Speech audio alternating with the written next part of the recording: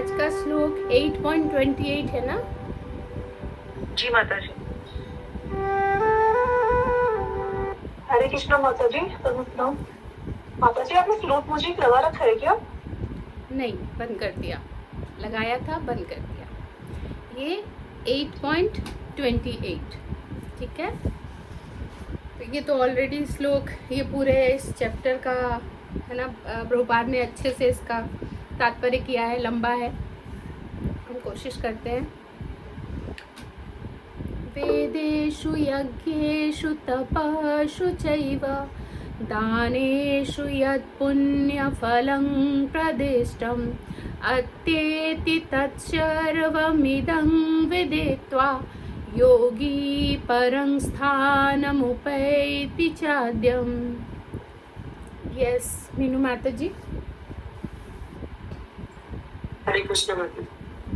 वेदेशु वेदाध्ययन में, यज्ञेशु यज्ञ संपन्न करने में, तपःसु विभिन्न प्रकार की तपस्याएं करने में, च ही एव निश्चय ही दानेशु दान करने में, यद जो पुण्य फलम पुण्य कर्म का फल, प्रदिष्टम सूचित, अत्येति लांग जाता है, तत्सर्वम वे सब, इदम यह, विदित्वा जानकर, योगी योगी, परम परम, स्थानम धाम को, उपैति प्राप्त करता है, च भी आद्यम मूल आदि।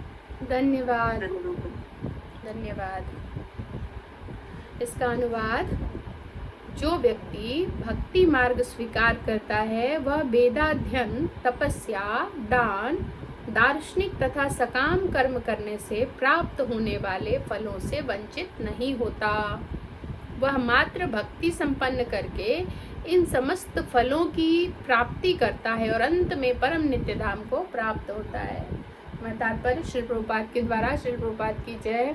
इसके पहले आप सब मुझे आशीर्वाद दें कि मैं सही तरह से आप सबकी सेवा कर पाऊँ, सही भाव में, सही स्थिति से मैं बता पाऊँ जो भी मैंने सुना है, उसके अलावा कुछ भी अनर्गल निरर्थक ना निकले और आप सबके हृदय तक वो बात पहुँच पाए। मुझे इस ग्रेस अमरेंद्र प्रभु जी, मैं हमेशा मतलब उनका ये जो प्रार्थना है मुझे बहुत अच्छी लगती है और उनकी प्रार्थना बहुत अमेजिंग होती है। मैं उनके 100 में से 1 पॉइंट चुरा कर मैं भी कोशिश करती हूँ कि बोल दूँ और बहुत मीनिंगफुल लगती है। तो जब वो इस पोजीशन पे है फिर भी वो ऐसी प्रार्थना करते हैं तो हमारे लिए तो इस प्रार्थना के बिना शुरू ही नहीं करना चाहिए, अपराध है। तो आप सब ज़रूर प्रार्थना कीजिएगा कि मैं ठीक से सेवा कर पाऊँ। तात्पर्य श्री प्रभुपाद के द्वारा। ऊपर पहले एक बार और पढ़ते हैं, क्या लिखा था कि जो व्यक्ति भक्ति मार्ग स्वीकार करता है वह वेदाध्ययन, तपस्या, दान, दार्शनिक तथा सकाम कर्म करने से प्राप्त होने वाले फलों से वंचित नहीं होता। इसको थोड़ा सा समझना है। हम इन चीज़ों की कई बार हम सुनते हैं कि बुराई होती है, अरे वेदाध्ययन, तपस्या, दान, दार्शनिक ऐसे काम करो तो है ना, ये भक्ति में नहीं कर रहे हैं लोग, वो अलग अलग मोटो चला जाता है। लेकिन थोड़ा समझना है, ये चीज़ें भक्त भी करते हैं। हम क्या कर रहे हैं, रोज़ वेदाध्ययन ही तो कर रहे हैं, है ना। और तपस्या वो भी हम रोज़ करते हैं। हम सब में से 4 बजे उठते हैं, 3 बजे उठते हैं, तपस्या नहीं है? जो नहीं उठ पाते उनसे पूछो ज़रा कितनी बड़ी तपस्या है। उनके लिए तो संसार की सबसे बड़ी तपस्या है, और कुछ करा लो, ये मत कराओ। तो ये तपस्या ही तो है, जो मन को एकाग्र करके 16 माला करना, सब तपस्या ही तो है। जब आए, अरे कभी कल ही तो एकादशी गई थी, फिर आज कैसे आ गई एकादशी, है ना, ये तपस्या ही तो लगती है कि अभी तो गई थी, कल ही तो, ऐसा लग रहा कल ही तो किया था हमने व्रत, फिर अभी कैसे आ गई, ऐसा लगता है। ये सब तपस्या ही तो है। लेकिन फ़र्क क्या है, हम जो कुछ करते हैं वो भगवान की प्रसन्नता के लिए करते हैं, बदले में हमें कुछ चाहिए नहीं होता।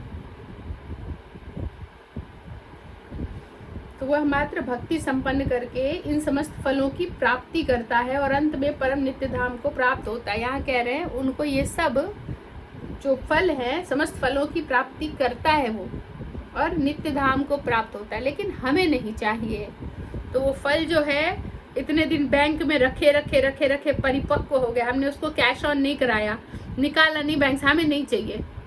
हमने मतलब बैंक 2000 का कार्य किया, बैंक ने हमें 2000 रुपया दिया। नॉर्मल क्या करते हैं सकाम कर्मी, 2000 निकाला और बस हाँ मुझे मिल गया, उनको कुछ काम ना थी, है ना, वो निकाला कैश किया और काम कर लिया, कहने का ये मतलब है।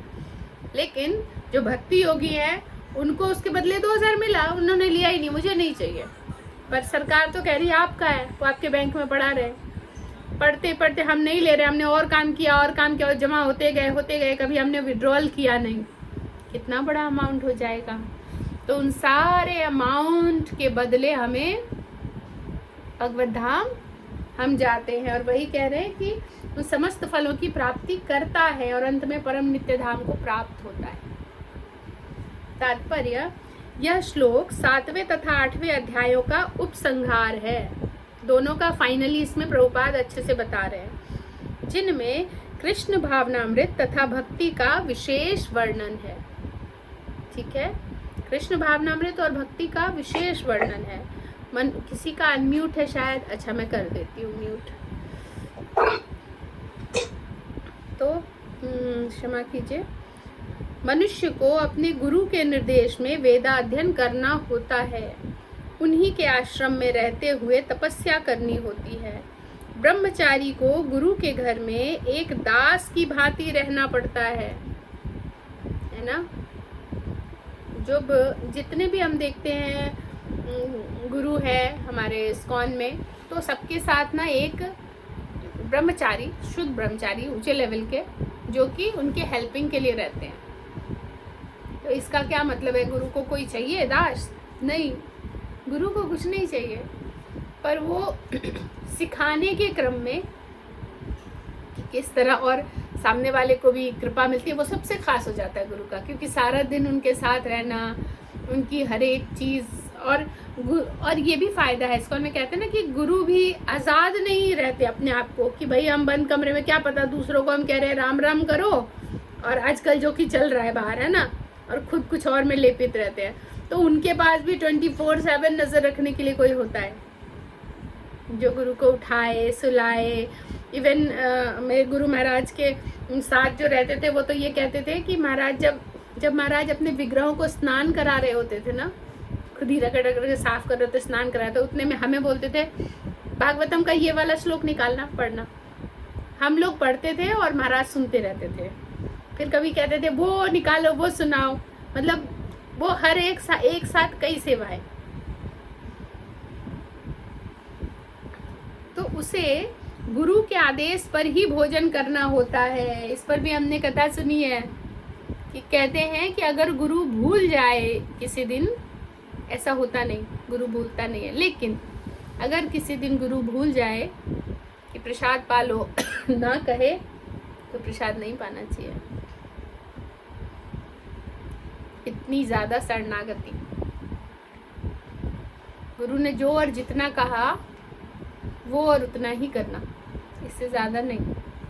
पर ये भी सौभाग्य हमारे पास कहाँ आए हमारे गुरु हमें बताने के लिए कि आज भोजन करो, आज नहीं करो, है ना, कहाँ आए? नहीं आए। बहुत जरूरत हुई उतना जाकर मिल लिया। तो ये जो उनके साथ रहते हैं सेवक, ये सौभाग्य उनको ही प्राप्त है। उसे गुरु के आदेश पर ही भोजन करना होता है। अच्छा, मैंने शायद 1-2 लाइन स्किप कर दिया है ना, आगे चली गई शायद। मनुष्य को अपने गुरु के निर्देशन में वेदाध्ययन करना होता है, उन्हीं के आश्रम में रहते हुए तपस्या करनी होती है। वहीं रहकर तपस्या, अपने घर में है तो आज नहीं भी उठेंगे 4 बजे, लेकिन जब गुरु के आश्रम में जाते हैं तो तपस्या का लेवल देखिए।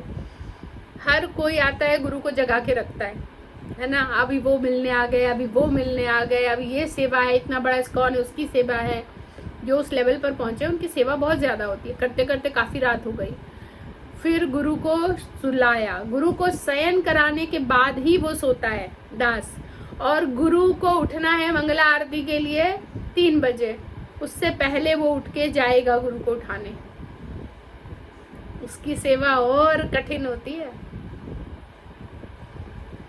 तो ब्रह्मचारी को गुरु के घर में एक दास की भांति रहना पड़ता है और द्वार द्वार भिक्षा मांगकर गुरु के पास लाना होता है। ये वाला इस्कॉन ने समाप्त कर दिया, भिक्षा मांगने वाली बात। पहले तो सच्चाई तो यही है कि गुरु भिक्षा मांगकर और खुद भी पाते थे और गुरु को भी देते थे।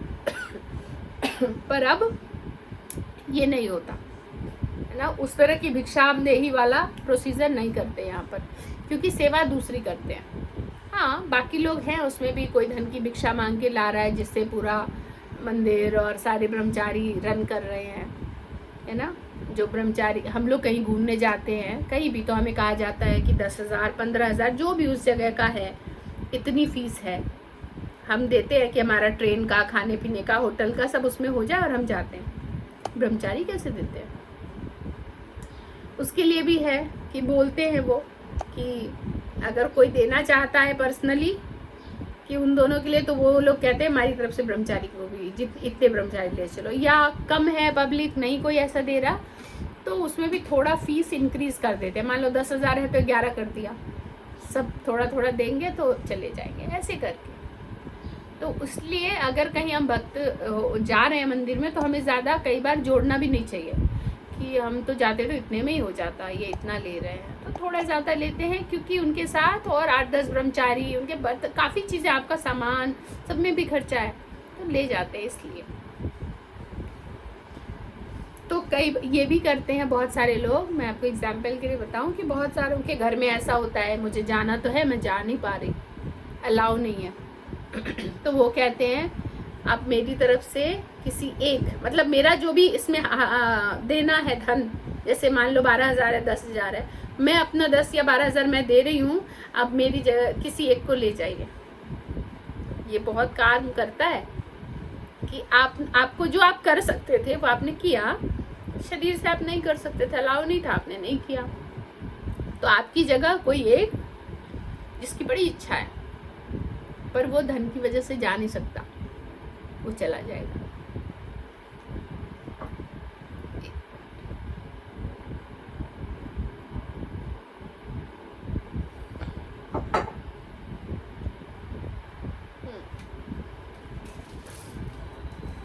तो इस तरह से कहते हैं कि करना चाहिए। सेवा बहुत तरह की है, ढूंढो, सबको अपने लायक मिल जाती है, सब ईच एंड एवरी पर्सन, सबको मिल जाएगी सेवा कुछ ना कुछ।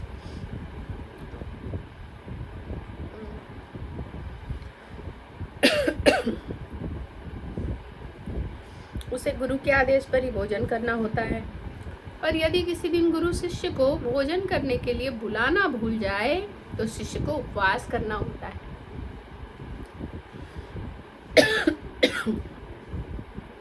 पर हमारे गुरुदेव तो ऐसे थे, बस भोजन पर ही फोकस था, खुद तो करते नहीं थे। कोई भी आया, भोजन किया, उनको खिलाया, मतलब बहुत ज्यादा।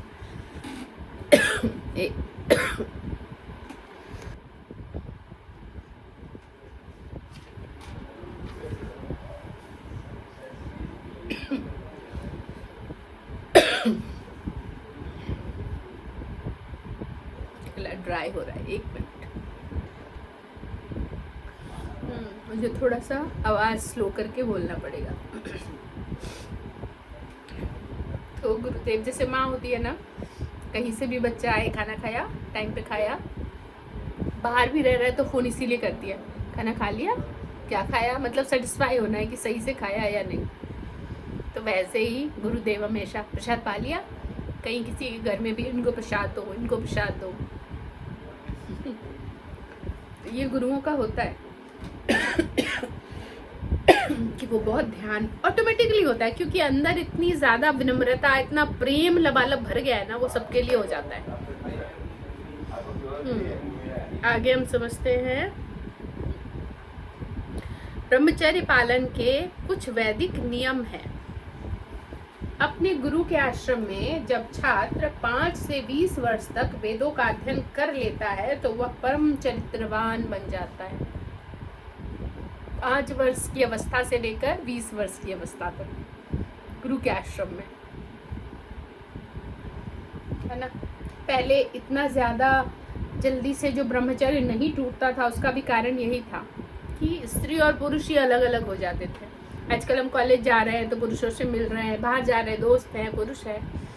पहले जो पुत्र होते थे वो चले जाते थे गुरुकुल, पुत्री होती थी वो माँ के अंडर, माँ, क्योंकि माँ से प्रेम करना सीखेगी, भोजन बनाना, घर की पाक कला, घर कैसे चलाया जाता है वो सब सीखती है।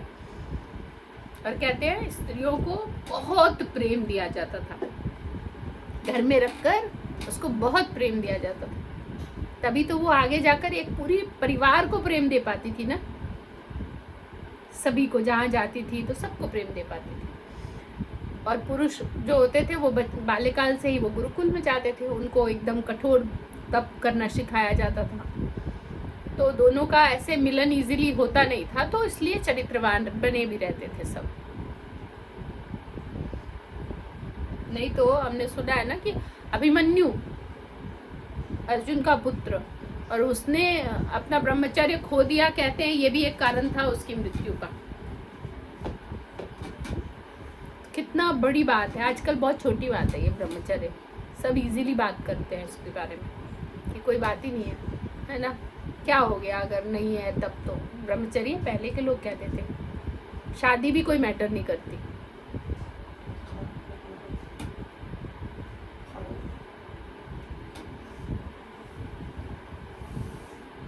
तात्पर्य में हम आगे समझते हैं। वेदों का अध्ययन कर लेता था तो वो परम चरित्रवान बन जाता है। यस, सृष्टि मैया कोई प्रश्न है? हरे कृष्ण माता जी।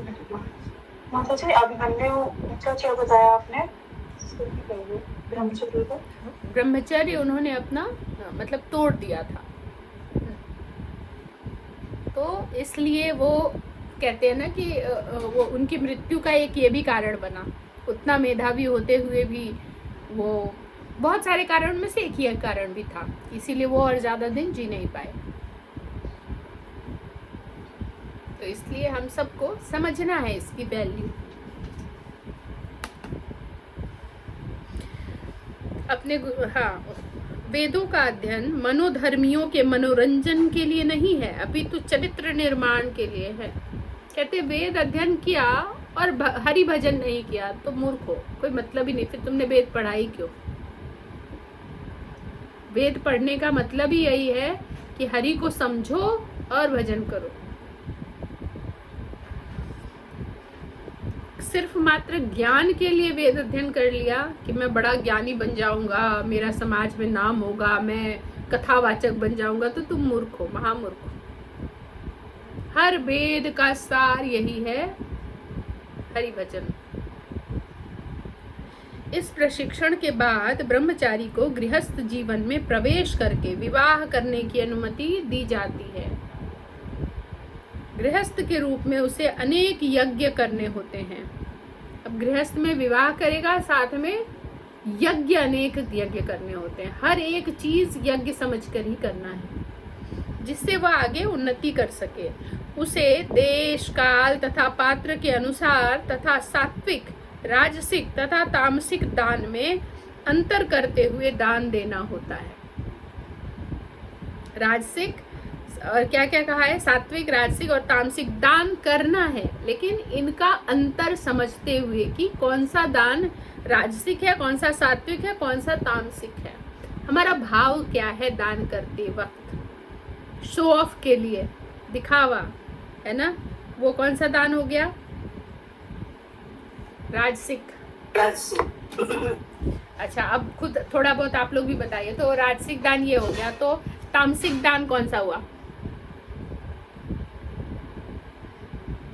जो ईर्ष्या भावना से दूसरे को नीचे दिखाने के उद्देश्य से दिया जाए कि मैं उससे बहुत अधिक कर रहा हूँ, और इसमें दान में किसी की हानि करके, मतलब कष्ट पहुंचा के वो करके दान दिया जाए, तो जैसे कैसे थे बहुत से लोग धन चुरा लेते हैं, किसी का फिर कहते मैं दान कर दिया, तो वो इसी टाइप के काम से दान में आते हैं।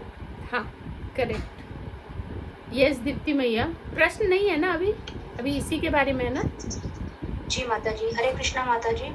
माता जी, तामसिक दान के अंतर्गत जैसे अहंकार भी आ जाएगा कि मैं इतना दान कर रहा हूँ, और ढिंडोरा पीटने वाली बात भी आ जाएगी कि वो कई जगह चर्चा करेगा उसकी। वो राजसिक हो गया, अच्छा वो राजसिक है। जी। ठीक है, जैसा माता जी ने कहा ना, तामसिक दान अलका माता जी ने। और सात्विक दान कौन सा हुआ? ये अलका माता जी। जो निष्काम होके कृष्ण भावना भावित होके सबने काम दान दिया जाए, भगवान की गुणगान गाते हुए भगवान की हेतु मतलब किया जाए, जिसमें कुछ बदले में प्राप्ति करने की कोई इच्छा ना हो। यस, कि जहाँ जरूरत है हमें, जहाँ कहा है हमारे गुरु ने, और जहाँ मतलब भगवान के लिए वो रिलेटेड कोई भी दान हो जिसमें उसको कुछ लेना देना नहीं है। ऐसा नहीं कि दिखाना है। कहते हैं ना, हम सब ने सुना होगा कि दान ऐसे करो कि अगर आप दाहिने हाथ से कर रहे हो तो बाएं को पता ना चले, वो दान होता है। जो दिखाने के क्रम में है, जो दिखाने के क्रम में है वो दान नहीं है। इसीलिए अपने ग्रुप में भी बहुत सारे लोग जब मुझे पर्सनली भेज देते फिर कहते बताना मत किसी को, पर मैं उनसे फिर से अनुमोदन करती हूँ, आपकी भावना अच्छी है, पर ग्रुप में वही है, अभी हम सब नए हैं, शो ऑफ वाला ज़्यादा है कि उसने दिया तब मैं भी करूँ, तो थोड़ा उस क्रम में दिखाना भी पड़ता है, लेकिन हमारी भावना नहीं होनी चाहिए कि हम दिखाएं। ठीक है, तो दान वही होता है जो छुप कर किया जाए, किसी को पता ना चले। आगे हम समझते हैं इसमें, ये तीनों दान हम समझ गए।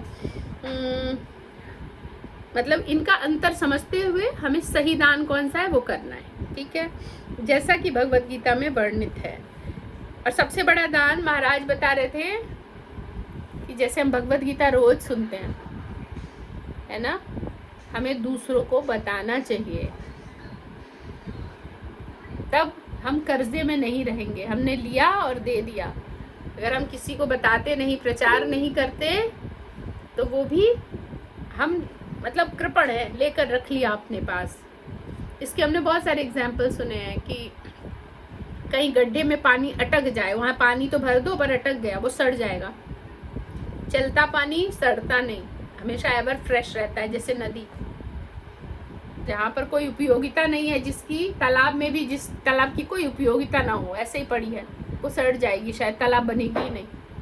लेकिन जहाँ पर उपयोगिता है, लोग नहा रहे हैं, धो रहे हैं, आ रहे हैं, उसकी सेवाएं हो रही है, तो वो पानी ठीक रहता है। यस दीप्ति मैया। हरे कृष्णा माता जी। माता जी मैं क्षमा चाहती हूँ, अलका माता जी ने जो तामसिक दान का बताया आप उसे एक बार और समझा दीजिए, मुझे ठीक से समझ नहीं आया। यस कैसा होता है? अलका मैया आप एक बार समझाओ। माता जी, तामसिक दान जो होता है ना, जैसे किसी मद में अहंकार का, जैसे आपने बोला, वो राजसिक में भी आता है। राजसिक में हम उससे ज्यादा करें अच्छा, मतलब जैसे उस राजा ने किया, मैं, क्योंकि जो राजसिक दान होता है उसमें कहीं ना कहीं स्वर्ग पाने की इच्छा या कुछ अच्छे कर्मों के प्रतिकार को पाने की इच्छा होती है, वो राजसिक में आता है। तामसिक जो होता है, जो अपवित्र हो, जैसे हम कभी कहते हैं ना कि दान भी मत दो किसी को, आपके पैसों से व्यसन न कर ले, वो न कर ले, वो दान तो आप दे रहे हो किसी को, लेकिन आपको पता नहीं है, तो वो भी तामसिक में ही आ जाता है। और दूसरा क्या होता है तामसिक में, जैसे हम किसी को क्रिया कर दी, कुछ कर दिया किसी का, जैसे ये कराते नहीं, कोई किसी के उल्टे सीधे काम कराते हैं, जाल, इंद्रिय जाल, जैसे ये सब चीज जो होते हैं, वो भी हम दान देते हैं, कराते हैं, वो भी तामसिक दान में ही आता है। तामसिक दान इस तरह के अपवित्र रूप में करा जाए, अपवित्र स्थान में करा जाए, या आपके पैसों से कोई गलत वो काम कर रहा है, वो तामसिक दान में आता है। जैसे आपने दे दिया, कोई किसी को मार के कुछ खा रहा है या कुछ कर रहा है, तो वो पाप भी तो हमारे ऊपर ही आएगा ना, फिर वो तामसिक दान है शायद। हाँ, और इसी क्रम में कि हमें समझते हुए कहीं भी, इसीलिए एकदम से हम दान नहीं करते जल्दी बाहर, क्योंकि हमें नहीं पता। जैसे बाहर ही कोई भीख मांगने आता है, हमने दे दिया, भक्तों के अंदर बहुत दया होती है, अरे ये भूखा है, पर आपको नहीं पता ना वो भूखा है कि नहीं। अब उसने उस पैसे से जाकर कुछ और कर लिया, तो वो आपको उसका भी फल भोगना पड़ेगा। जैसे छोटे छोटे बच्चे जो भीख मांग रहे होते हैं ना, ज्यादातर वो सीख जाते हैं, माँ बाप को देखकर, इधर उधर देखकर वो सीख गए। अब वो भीख मांगेंगे, पैसे कलेक्ट करके जाते हैं मूवियाँ देखने, या जो माँ बाप ना करे, सिगरेट खरीद के ट्राई करेंगे इसको कैसे पिया जाए, कैसे करते हैं बाकी लोग, मैंने उल्टा पुल्टा काम करते हैं वो। आपने दिया, कार्य उसने किया, लेकिन 50-50, कार्य उसने किया, धन आपने दिया था, तो दोनों को लगता है। तो इसलिए अगर कहीं देना ही है तो उसको भोजन करवा दो। अगर लगे कि सच में भूखा है तो भोजन करवा दो। या फिर सबसे और चीज़ें अच्छी होती है, भक्तों को मैंने देखा है कुछ ना कुछ घर से जब निकलते हैं तो भगवान को ऑफर करके कोई फल, सेब, जो उनकी समझ में आए वो बैग में रख लेते हैं। और जितने सिग्नल पर जब कोई नॉक करता है ना, कांच खोलो, उनको वो एप्पल दे दो। है तो वो एप्पल फेंकेगा तो नहीं, अभी खा लेगा या 2 घंटे बाद खाएगा। जब किसी ने पा लिया उसको, वो तो क्या है, वो ऑफर्ड है, वो बम हो चुका है। अब अंदर जहाँ जिसके जाएगा फटेगा, उसकी थोड़ी ना थोड़ी स्वीकृति हो ही जाएगी। तो भक्त यही बुद्धि लगाते हैं, तो उनको ये खिलाते हैं। ठीक है, यस रचना माता जी। हरे कृष्ण माता जी, सादर प्रणाम, सभी को मेरा सादर प्रणाम। मैं पूछ रही थी, इसका मतलब ये हुआ कि मंदिर पर जो भिखारी भीख मांगते रहते हैं तो उन लोगों को भीख नहीं देना है? बात तो वही, आप समझ लो आपको क्या करना है, क्योंकि वो लोग और किसी भी देश में इतने भिखारी नहीं है। हम लोग ना दान पुण्य के चक्कर में पहले तो लोगों को निरर्थक बना देते हैं कि भाई भीख मांग के खा लेंगे। दूसरा, आपको नहीं पता कि उस धन से वो क्या करेगा। अगर आपको पता है कि वो प्रसाद पा रहा है, वो सही है, तो अलग बात है। पता ही नहीं है हमें, उस धन से वो चाहे जो करे उसका 50 आपको मिलेगा। और भक्त जल्दी से इसीलिए दान नहीं करते हैं धन बाहर। और दूसरी मेरे यहाँ यही बात बोलते रहते हैं कि ये भीख मांगने की जो आदत है उसको बढ़ावा देना है। हाँ, तो भिखारी को भीख देने का मतलब हुआ कि तुम चाह रही हो कि ये भिखारी ही बन के रहे। हाँ, मैं जब कृष्णा कॉन्शियस में नहीं थी तब भी मुझे भीख देना नहीं पसंद आता था। मुझे अगर कोई लगता था कि बहुत, तो मैं कहती थी चलो घर पर तुम्हें जॉब चाहिए, घर पे काम करोगे, और वो सुनते ही भाग जाता था। इसका मतलब उसको फ्री में खाने की आदत हो गई है, वो काम नहीं करना चाहती या चाहता। और एक और बड़ी बात बताऊं, जो मेरी समझ है, जिसको भगवान ने भिखारी बना दिया उसको हम क्या दे पाएंगे। और भगवान किसी को भूखा नहीं रखता। जब हाथी को नहीं रखता भूखा, तो किसी इंसान को रखेगा क्या। तो वो उसकी व्यवस्था हो जाएगी। आपको देना है, भोजन करा दो, धन मत दो। धन ऐसी जगह दो जहां उससे सकारात्मक यूज हो, सही कार्य हो, जहां पे आपको पाप ना लगे। ठीक है, पहले मैं क्या करती थी कि वहां तो नहीं दिया, लेकिन कहीं और भी नहीं दिया, तो मन में ही चलता रहता था, फिर तो मैं दान दे ही नहीं देंगी, तो क्या करूं। फिर धीरे धीरे, कौन से पहले की बात है, फिर धीरे धीरे मैं ढूंढती थी क्या करूं। मान लो वृंदावन गई तो वो जो विडो होती है ना, वो लोग बैठे होते थे घाट पर इधर उधर, तो मैं इकट्ठे ही मोटा अमाउंट उनको दे आती थी कि कुछ तो, जो मेरे मोटा इन द सेंस जो मेरे उसमें था, मेरे हिसाब से वो। फिर बाद में जब हम कौन से कनेक्टेड हुए, देखा तो लगा इस जैसी सेवा मंदिर की कहीं नहीं हो सकती, होती भी नहीं। आप जाकर देखो, जिनको विश्वास ना हो किसी भी और मंदिर में जाओ, एक इधर किसी पे खर्च होता ही नहीं उनका, सारा धन खर्च होता है मंदिर में, ऑल्टर में, सेवा में, इसी में, भगवान की पुस्तकें लेने में, प्रचार में, इसी सब में धन खर्च करते हैं। ब्रह्मचारियों का तो मुझे अभी भी याद है, मैंने एक बार जो ब्रह्मचारी जैसे कपड़े पहनते हैं, तो मैंने अमोघ लीला प्रभु जी के लिए लेके गई थी मंदिर में। तो उन्होंने मुझसे क्या कहा, माता जी मेरे पास 5 जोड़ा है, इतनी बड़ी आंखें करके, मेरे पास 5 जोड़ा है, मैं और लेके क्या करूँगा। अगर आपको बुरा ना लगे तो एक और ब्रह्मचारी हैं, बहुत वरिष्ठ है, मैं उनका नाम नहीं लूँगी, बहुत वरिष्ठ है, कहा मैं उनको दे दूँ, उनके पास कम है। वो भी मुझसे पूछ के, ऐसा नहीं कि ले लिया कि हाँ मैंने स्वीकार कर लिया, मैं उनको दे दूंगा, उनकी चीज़ है, वो जाने, नहीं, मुझे बताकर। और मुझे लगा कि 5 जोड़ा में इतनी बड़ी आंखें हो रही है। हम सब के अलमारी में 50 जोड़ा तो कहीं नहीं गया, फिर भी हम कहते हैं हमारे पास कपड़े ही नहीं है है ना।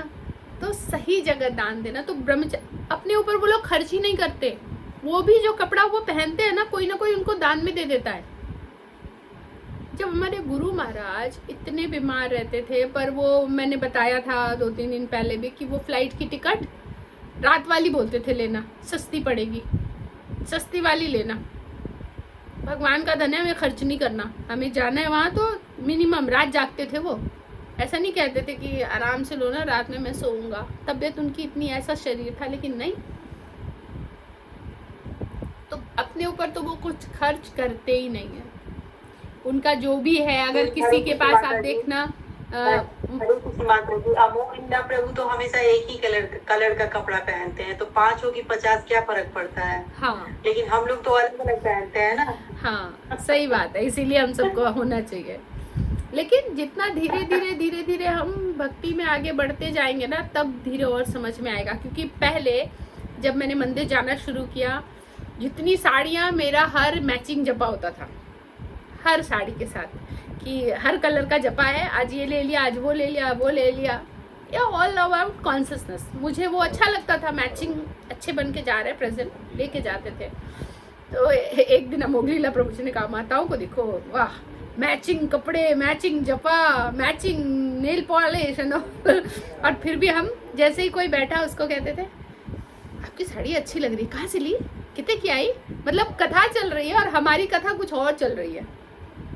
तो जब धीरे धीरे कॉन्शियस प्योर होती जाएगी ना, अपनी कॉन्शियसनेस क्लियर होगी, तब ना आपको कपड़ों की बहुत ज़्यादा ललक रहेगी, किसी चीज़ की नहीं। जितनी ज़रूरत है, हम गंदे बनकर तो नहीं जाते, जाएंगे प्रेजेंटेबल साफ सुथरे कपड़े बनकर, पहनकर, लेकिन वो धीरे धीरे अपने आप ही कम होती जाएगी।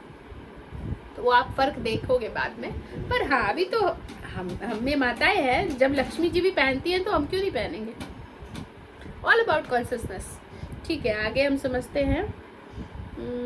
वेदों का अध्ययन मनोधर्मियों के मनोरंजन। जी, एक लाइन और बोलना चाह रही थी मैं, सॉरी, कि दान कितनी बार क्या होता है ना, ये बीच में रैकेट खुला था कि बच्चों को किडनैप कर लेते थे कि दया आएगी, किसी को हाथ पर तोड़ दिए, कर दिए।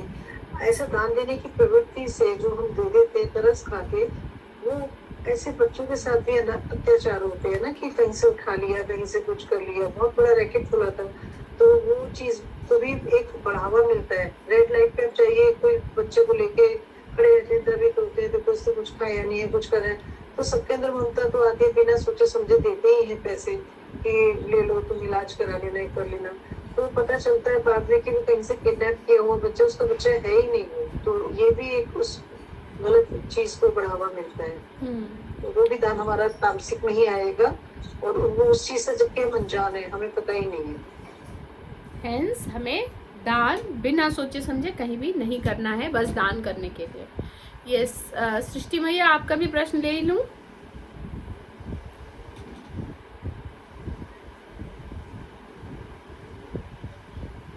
कृष्ण माता जी, इससे कहा कि माता जी, मेरा प्रश्न नहीं था माता जी, बस मुझे एक लाइन याद आ रही थी। ये जो दान के बारे में चर्चा चल रही है, सात्विक राजसिक तामसिक, क्योंकि हमने काफी पढ़ा था।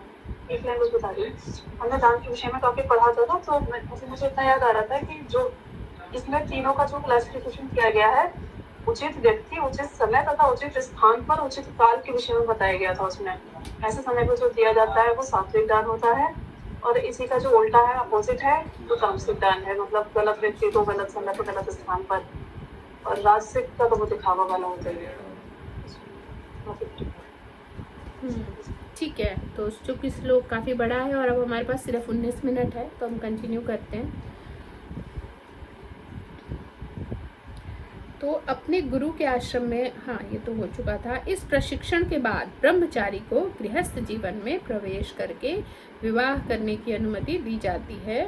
गृहस्थ के रूप में उसे अनेक यज्ञ करने होते हैं, जिससे वह आगे उन्नति कर सके। उसे देश, काल तथा पात्र के अनुसार तथा सात्विक, राजसिक और तामसिक दान में अंतर करते हुए दान देना होता है, जैसा कि भगवद गीता में वर्णित है। अब आगे, गृहस्थ जीवन के बाद वानप्रस्थ आश्रम ग्रहण करना पड़ता है, जिनमें उसे जंगल में रहते हुए वृक्ष की छाल पहनकर तथा शौर कर्म किए बिना कठिन तपस्या करनी होती है। इसमें देखो, अब तो ये चीज़ें नहीं है, लेकिन पहले था कि गृहस्थ आश्रम जब वो आ गए तो कहते हैं उसके बाद, मतलब ऑलमोस्ट 50 के बाद कहते हैं कि वानप्रस्थ, तो क्या करना है, घर से निकल जाओ, जंगल ले लो, और अब वहां पर शौर कर्म यानी ना दाढ़ी मूछ कुछ भी, कोई आपका रेगुलर वो सब कर्म किए बिना जंगल में रहना है, कठिन तपस्या करनी है। मतलब शुरू में भी आपने वो जो गृहस्थ आश्रम भी अपनाया, क्योंकि हम ऐसे भगवान को बच्चे दे सके जो इस मार्ग में आगे भगवान की सेवा कर पाए, और ये प्रकृति का नियम है, इसलिए हमें ये करना है। उसके बाद फिर तपस्या में, अलग तपस्या में झोंक दिया। अब हमें ये वाला वानप्रस्थ नहीं कर सकते, तो हमें कहते हैं घर में रहते रहते ही वानप्रस्थ। जैसे माताएं हैं, यहाँ सब माताएं हैं, तो 50 के बाद वानप्रस्थ कि सारा कुछ सौंप दो बहू को, मत लगे रहो ये गृहस्थी काम नहीं आएगी, सारा कुछ सौंप दो बहू को। किचन में जाना बंद करो, भैया मुझे तुम 1 रोटी दोगे मैं उतनी खा के खुश हूँ, खिचड़ी दोगे मैं वही खा के खुश हूँ, मैं कुछ नहीं करूंगी, मैं सारा दिन सेवा भगवान में लगूंगी।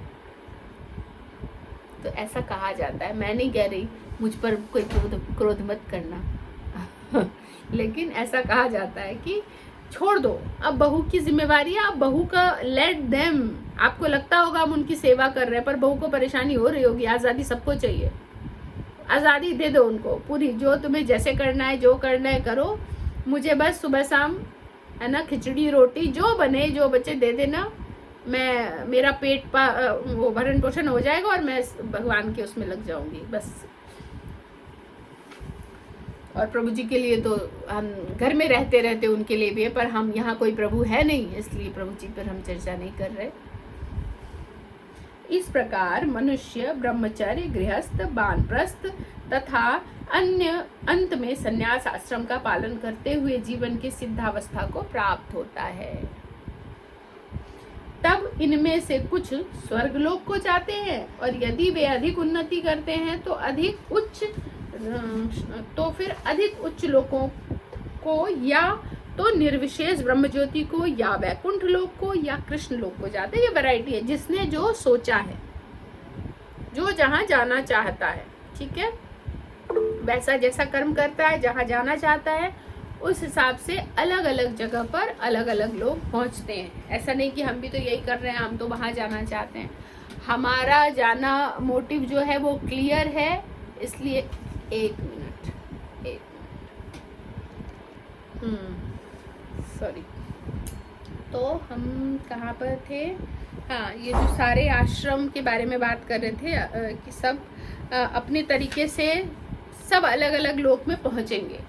इसमें प्रश्न नहीं होना चाहिए, क्योंकि जो भी हमारे थॉट्स हैं, हम जिस काम के लिए कर रहे हैं, कई बार ये सारे कार्य लोग करते हैं, शास्त्रों में कहा है मुझे इसका फल मिलेगा, मुझे ऊंचे लोकों में जाना है, तो उनको ऊंचे लोक प्राप्त होते हैं। लेकिन जिसका जो मोटो है, हमारा मोटो नहीं है कि हम ऊंचे लोकों में जाए। हमें तो हमारे प्रभुपाद ने सिखा दिया है कि तुम्हें तो बस गोलोक चाहिए, तो हमने तो रट्टा लगाया, हमें कुछ नहीं चाहिए, हम तो ऐसे ही सेवा कर रहे हैं, हम तो ऐसे ही सेवा कर रहे हैं, हमें कुछ चाहिए ही नहीं। पता है जब हम ऐसे करेंगे तो भगवान को आएगा, अरे ये तो कुछ ले ही नहीं रहा, बस दिए ही जा रहा है, दिए ही जा रहा है, दिए ही जा रहा है, उनको गोलोक देना पड़ेगा।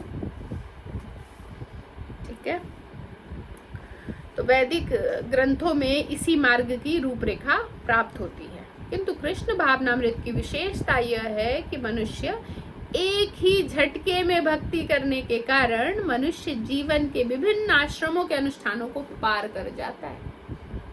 महाराज बताते हैं इसमें वही कि ये देखो, हम जो भक्ति कर रहे हैं, जो कृष्ण भावना भावित मार्ग है, उसमें एक झटके में आपको, नहीं तो कई बार डर लग सकता है कि कितना लंबा रास्ता है, योगी क्या क्या करते हैं तब जाके इस श्लोक पहुंचे, वो श्लोक पहुंचे, पर डरने की जरूरत नहीं। हमारा जो मार्ग है वो है ही ऐसा। अब उनकी बुद्धि नहीं है तो क्या करें, या उनको कृपा नहीं हुई तो उनकी बुद्धि नहीं हुई, दादा में बुद्धि हो, भगवान ही बुद्धि देते हैं। हम सब पे कृपा हो गई है तो हमें बुद्धि मिल गई है, तो हम ये कार्य करेंगे तो एक झटके में। हमारे पास लिफ्ट है, बाई चांस होता है कई बार ना,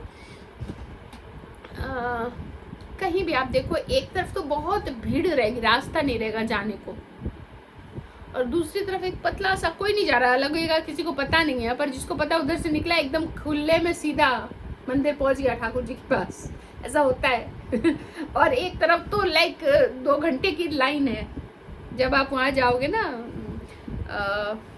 जन्माष्टमी में मंदिर, जब जन्माष्टमी में जाओगे मंदिर सेवा करने, तब पता चलता है। कई बार जो नॉर्मल लोग आते हैं 2 घंटे की लाइन, 3 घंटे की लाइन में फंसे हुए हैं, आगे बढ़ रहे हैं और कुछ वक्त आ रहे हैं जा रहे हैं, नहीं कहाँ से आ जा रहे हैं, बार बार निकल रहे हैं, अंदर जा रहे हैं।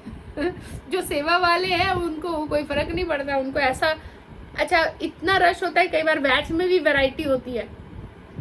जैसे मान लो यहाँ पर कितने लोग हैं, कुछ उच्च लोग, कुछ है ना और क्या क्या बताया गया है, हाँ बैकुंठ लोग, ब्रह्म ज्योति। तो मुझे वो रियलाइजेशन होती रहती है कि किसी का कुछ बैच है, किसी का कुछ बैच है, किसी का कुछ बैच है अलग अलग।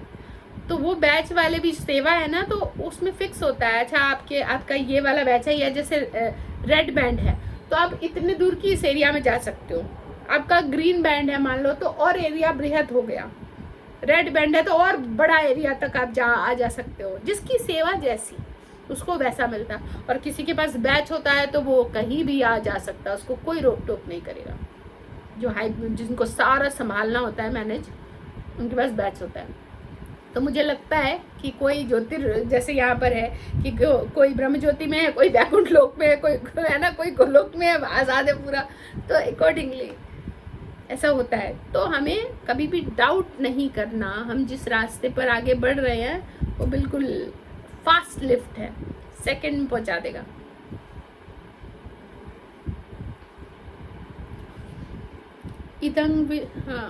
इदं विदित्वा शब्द सूचित करते हैं कि मनुष्य को भगवद गीता के इस अध्याय में तथा 7वें अध्याय में दिए हुए कृष्ण के उपदेशों को समझना चाहिए। इसे विद्वता या मनोधर्म से इस दोनों अध्यायों को समझने का प्रयास नहीं करना चाहिए। कह रहे हैं जो दोनों अध्याय हैं कैसे नहीं समझना है, अपनी विद्वता, अपने ज्ञान से या मनोधर्म से।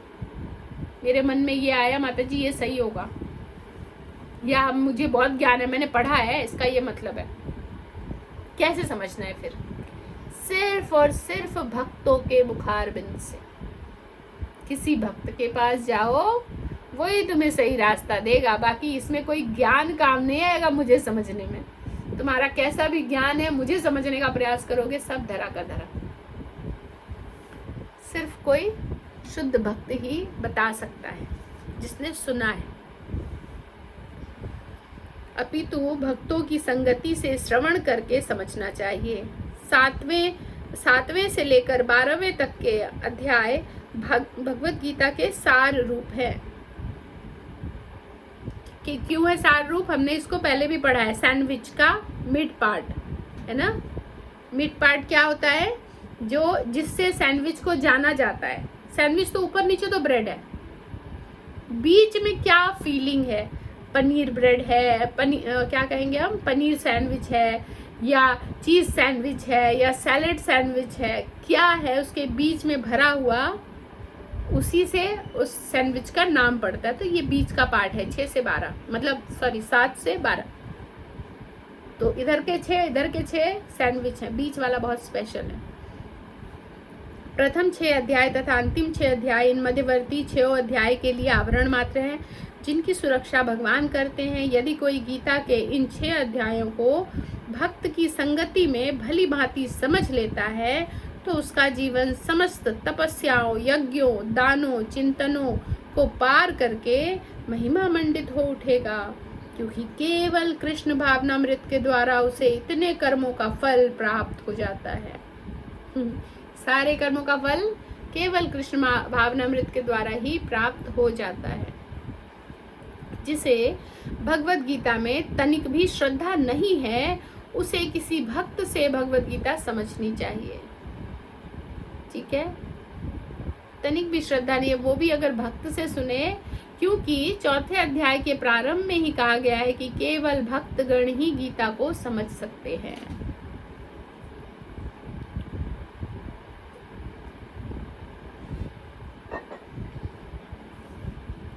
अन्य कोई भी भगवत गीता के अभिप्राय को नहीं समझ सकता। अतः मनुष्य को चाहिए कि वह किसी भक्त से भगवत गीता पढ़े, मनोधर्मियों से नहीं। बहुत सारे लोग करते हैं, हमारी सोसाइटी में है, वो लोग बैठकर सुनते हैं भगवत गीता, पर वो मनोधर्मी हो रहा है, क्योंकि जो पढ़ रहे हैं, जो समझ में आ रहा है वही वो बता रहे हैं। कहाँ से समझ में आ रहा है? अपने मन से।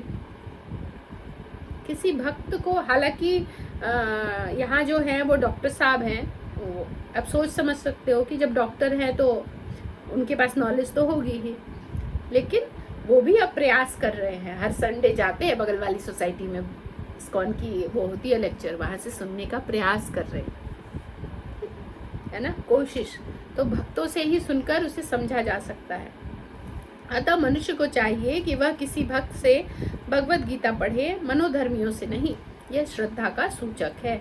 जब भक्त की खोज हो जाती है और अंततः भक्त की संगति प्राप्त हो जाती है, उसी क्षण से भगवत गीता का वास्तविक अध्ययन तथा उसका ज्ञान प्रारंभ हो जाता है। ये इसमें बुराई नहीं है, जैसा मैंने बताया कि वो अगर यहाँ पर डॉक्टर साहब लेते हैं क्लास, बुराई नहीं है। कम से कम 50-60 माताओं को, जो सब क्या कर रहे होते, कहीं किट्टी में होते, कहीं किसी की गॉसिपिंग चल रही होती, कोई शिकायत, कुछ ना कुछ यही होता है, उन सबको वो इकट्ठा करके अकेले प्रभु सबको सुनाते हैं। तो पहले उनको जितना पता था उस हिसाब से कर रहे थे, बाद में धीरे धीरे जब और समझ में आया तो अब वो खुद भी और सीखने का प्रयास कर रहे हैं, लेकिन ना करने से बेहतर है। लेकिन हाँ, भगवान कह रहे हैं भक्त्या मामा भी जानाति, तत्वता जो मुझे है वो भक्ति जानता है। अगर मुझे तत्वता समझना है तो भक्त के पास जाओ, जिसने ऑथेंटिकली सुना है मुझे। जब भक्त की खोज की जाती है और अंततः भक्त की संगति प्राप्त हो जाती है, उसी क्षण से भगवत गीता का वास्तविक अध्ययन तथा उसका ज्ञान प्रारंभ होता है। पहले भक्त की खोज करो और फिर उसकी संगति प्राप्त करो, उसे सुनो। उस क्षण से आपका एक्चुअल में भगवत गीता समझने का ज्ञान प्रारंभ होता है। भक्त की संगति से भक्ति आती है और भक्ति के कारण कृष्ण या ईश्वर तथा कृष्ण के कार्यकलाप, उनके रूप, नाम, लीला आदि से संबंधित सारे भ्रम दूर हो जाते हैं। अब चाहे भगवत गीता 100 बार पढ़ लो, आपको समझ नहीं आएगी, वो मनोधर्म होगा। समझ कब आएगी? जिसका है ये वो रिवील करना चाहे तब। भगवान जब रिवील करना चाहे अपने आप को, तब आपको समझ में आएगी। तो भगवान कब रिवील करना चाहेंगे? भगवान ने खुद कहा है, भक्तों के पास जाओ, रिवील हो जाऊंगा। अपने आप से करोगे, कुछ भी कर लो, मैं समझ नहीं आऊंगा। इस प्रकार भ्रमों के दूर हो जाने पर वह अपने अध्ययन में स्थिर हो जाता है। तब उसे भगवद गीता के अध्ययन में रस आने लगता है। अभी भी पहले जब पढ़े हो तो उसमें रस नहीं आएगा, आनंद नहीं आएगा, लेकिन जब भक्तों से सुनोगे तो आनंद आने लगता है और कृष्ण भावना भावित होने की अनुभूति होने लगती है।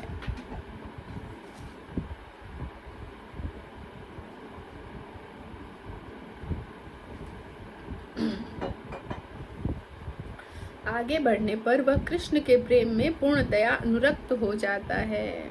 यह जीवन की सर्वोच्च सिद्ध अवस्था है। सर्वोच्च सिद्ध अवस्था क्या है? कृष्ण के प्रेम में अनुरक्त हो जाना। एक मिनट।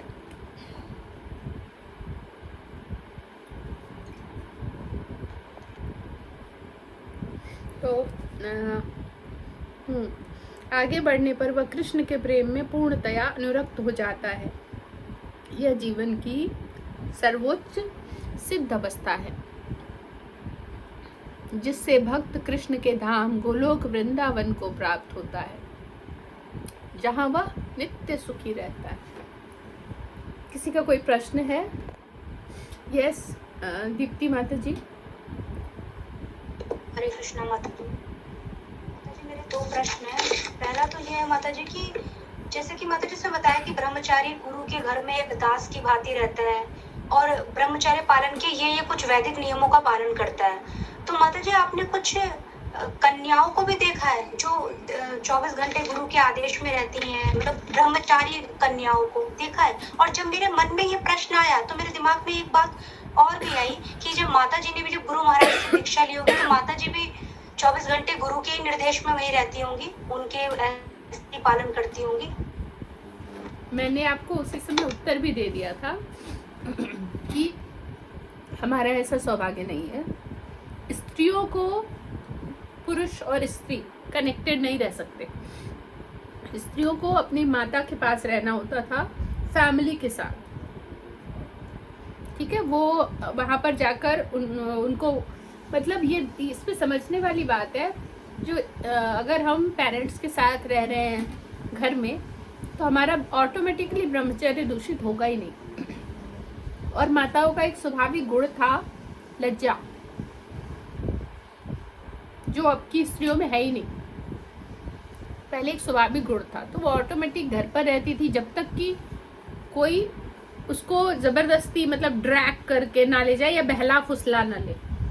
पुरुषों के साथ ऐसा नहीं होता, उसको कोई बहलाता फुसलाता, उसका स्वाभाविक धर्म है, वो दूषित कर देगा।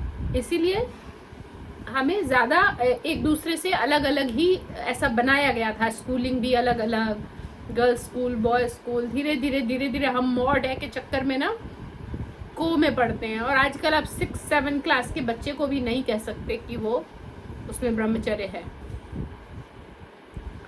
तो ऐसा बनाया ही गया था। ऐसा नहीं होता कि हम जाकर रहे, संभव ही नहीं, क्योंकि ज्यादातर जो गुरु है वो कौन है? प्रभु जी इसकी बॉडी में, ज्यादातर नहीं, सभी। तो हम जैसे कभी कभी मैं देखती हूँ ना, गुरु महाराज या कोई वरिष्ठ भक्त प्रभु जी कैसे हक करते हैं, है ना, मोगिला प्रभु जितनी बार मिलते हक करते हैं। तो मुझे लगता है मेरा ये शरीर क्यों है, स्त्री का शरीर क्यों है?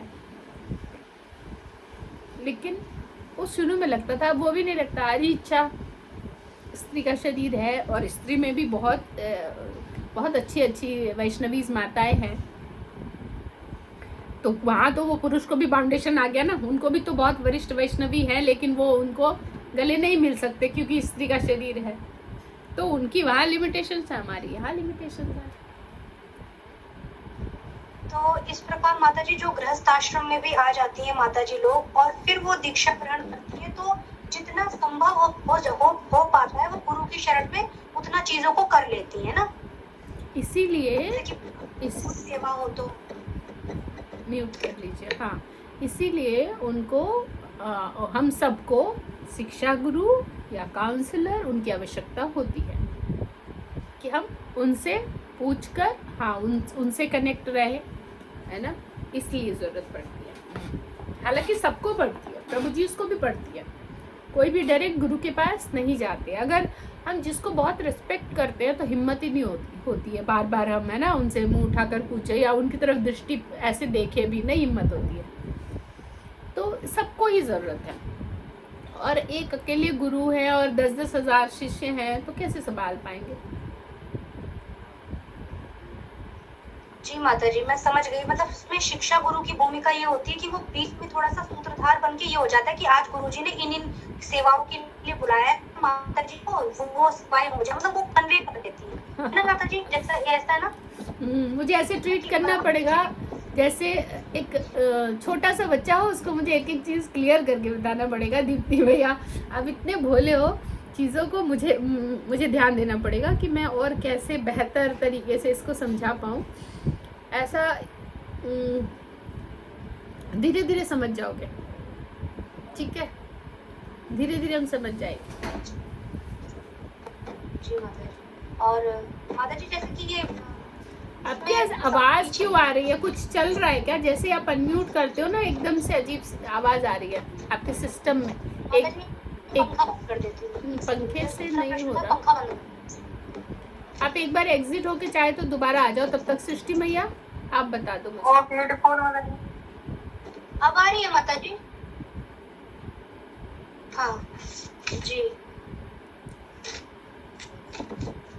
माता जी, इसमें जो एक ये लिखा था पैराग्राफ, एक मिनट, 2 तीसरा माता जी, तीसरे पैराग्राफ में है, किंतु कृष्ण भावना अमृत की यह है कि मनुष्य एक ही झटके में भक्ति करने के कारण मनुष्य जीवन की विभिन्न आश्रमों के अनुष्ठानों को पार कर जाता है। माता जी मैं क्षमा चाहती हूँ, मैं इसमें कोई संदेह नहीं कर रही हूँ, लेकिन जो कृष्ण भावना भक्ति में होता है उसको ये चारों आश्रम पूरे नहीं करने होते हैं, या होते भी तो फटाफट मतलब पूरे नहीं करने होते, उनके हिस्से में आश्रम नहीं आते, अनुष्ठानों को पार कर जाता है। ठीक है जी ठीक है, मैं आपका प्रश्न समझ गई। प्रश्न अच्छा है, जेन्युइन है। मैं भी उस लाइन को एक बार रिपीट करती हूँ। कृष्ण भावना भावित विशेषता यह है कि मनुष्य एक ही झटके में भक्ति करने के कारण मनुष्य जीवन के विभिन्न आश्रमों के अनुष्ठान को पार कर जाता है। ये जो आश्रम और अनुष्ठान है, इसको करना बहुत मुश्किल है।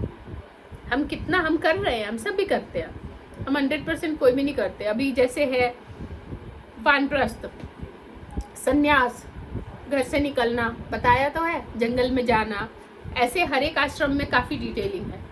हम उतना नहीं कर सकते, पर हम जितना कर पाते हैं करते हैं। लेकिन अगर हम कृष्ण भक्ति कर रहे हैं तो उसी से ही हम डायरेक्ट लिफ्ट मिल जाएगा हमें, हम पहुंच पाएंगे। हम जितना वो कर पाते हैं अपने गुरु के आदेश से, जितना अकॉर्डिंगली गुरु ने चलो देख लिया माता है नहीं कर पा रहे, ठीक है कोई बात नहीं, तो आप इतना कर लो। जैसे एग्जाम्पल समझो, कुछ दान की बात है, कुछ सेवा की बात है। कहीं पर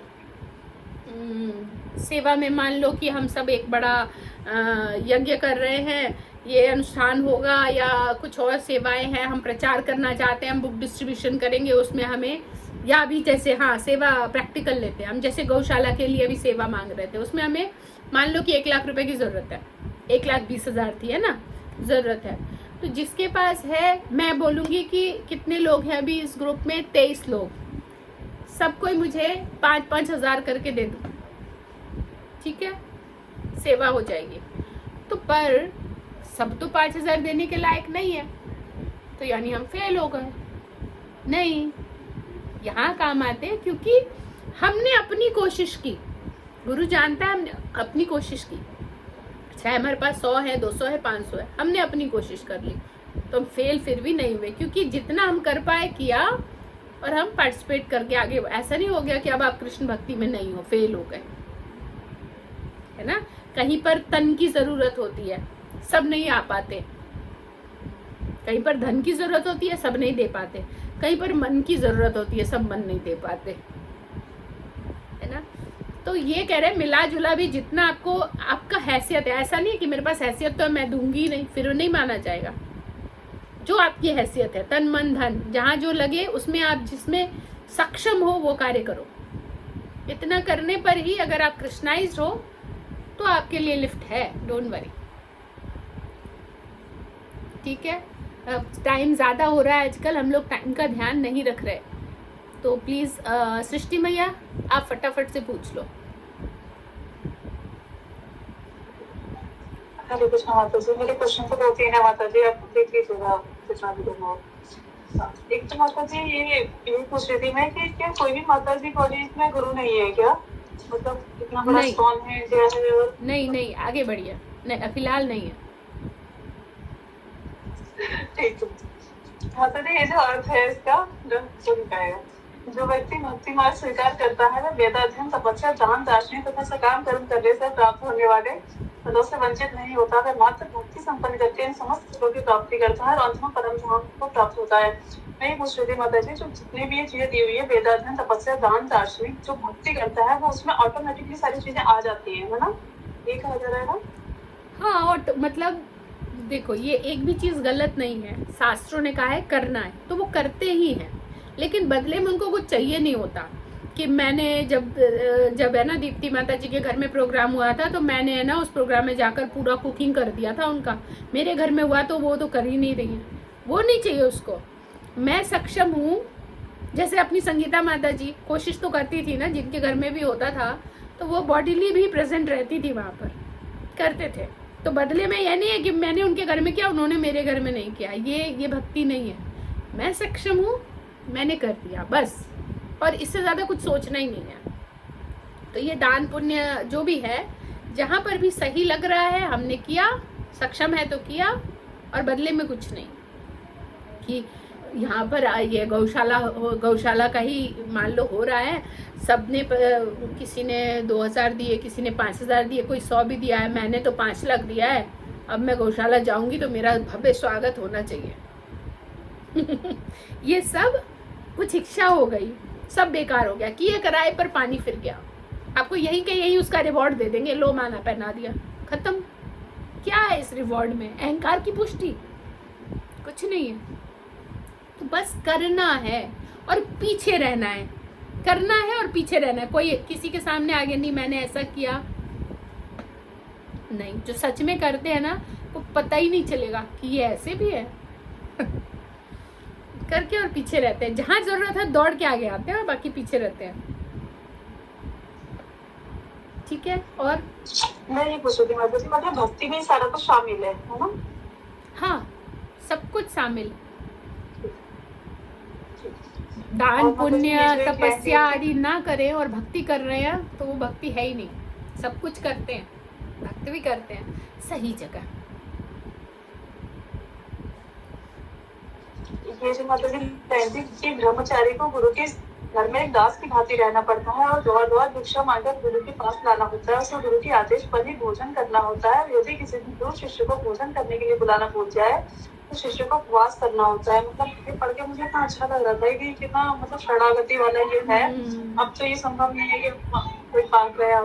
अभी भी संभव है, अभी भी संभव है। अभी भी कई बार एग्जाम्पल्स मिला है ऐसे, जैसे अगर कथा सुनी है हमने कि कोई थे बता रहे थे कि गुरु भूल गया, हालत खराब हो रही, चूहे कूद रहे हैं, पर गुरु ने नहीं बुलाया तो हम नहीं गए।